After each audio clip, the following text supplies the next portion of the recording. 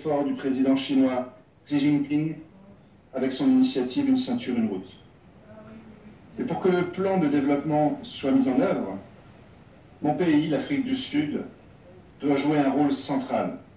Nous avons la seule économie qui a tout ce qu'il lui faut, tous les secteurs sur le continent.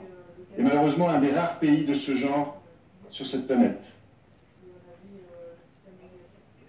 Notre continent a eu sa part de dirigeants visionnaires qui se sont battus pour, et sont souvent morts pour leur vision du développement africain.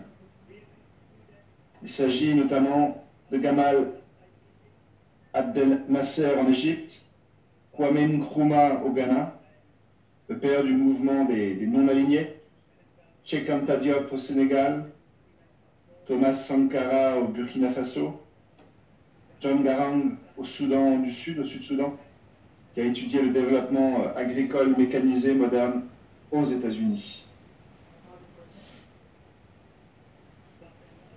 Mais la voie la plus forte et la plus cohérente, en dehors de l'Afrique, appelant au développement économique de l'Afrique et à ce qu'on se batte pour un programme et des moyens pour y parvenir, a été le leader défunt de notre mouvement, Lyndon LaRouche. Lui et sa femme, Elga, sont les vrais amis de tous les Africains. Non seulement en raison de leur opposition à toutes les formes d'exploitation et d'impérialisme, mais parce qu'ils ont, comme on dit, ils ont frappé contre le dard. En fait, il reprend un passage de l'Acte des Apôtres. Ils se sont battus pour le droit de chaque Africain et de chaque personne de réaliser leur véritable potentiel humain créatif.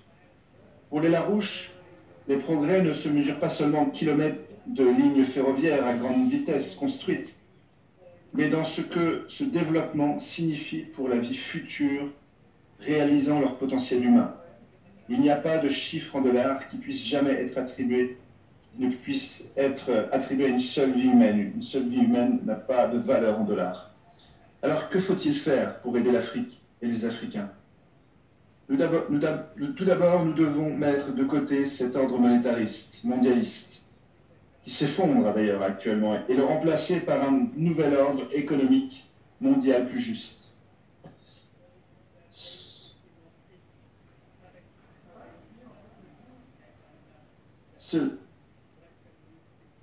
Cela exige la stabilité d'un système à taux de change fixe, fondé sur les réserves d'or que nous avions dans le cadre de l'ancien système de Bretton Woods, mais qui a été empêché par l'existence de cette machine à détruire les souverainetés qu'est la puissance du FMI.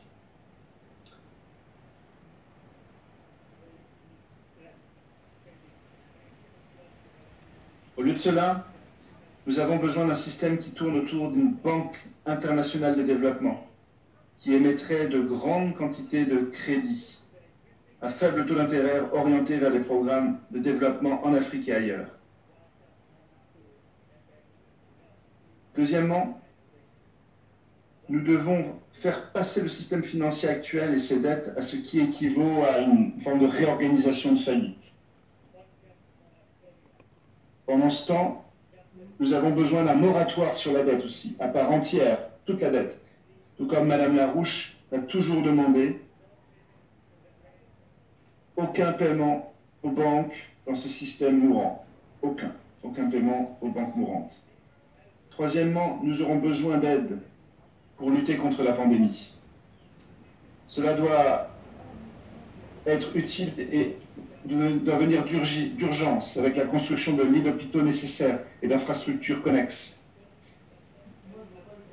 Quatrièmement, je soutiens fermement l'appel de Elga Zep-LaRouche en faveur du développement d'un système mondial de sécurité nationale, d'un système de santé mondial, dont la création doit être une priorité mondiale absolue qui sera financée par cette nouvelle banque internationale de développement. Pour ce faire, nous devrons tous changer notre façon de penser de nous-mêmes et changer nos relations les uns vers les autres. LaRouche a dit, nous devons vraiment croire et agir sur ce que le Christ nous a enseigné dans le Sermon sur la montagne. Nous ne pouvons survivre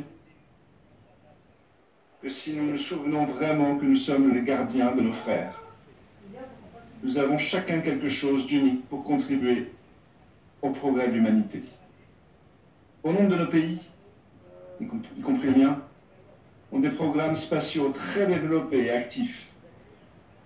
Le jour est venu où nous devons dire pourquoi un Africain ne devrait-il pas être parmi les premiers sur Mars, les peuples sur Mars. En plus de cela, nous devons comprendre l'ennemi que nous combattons.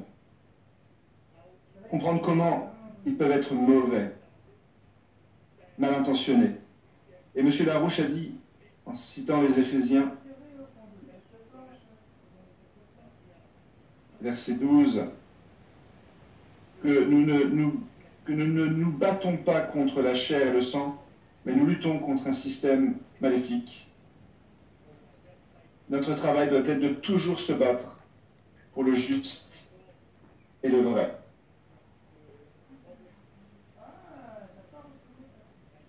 Pour être juste et vrai.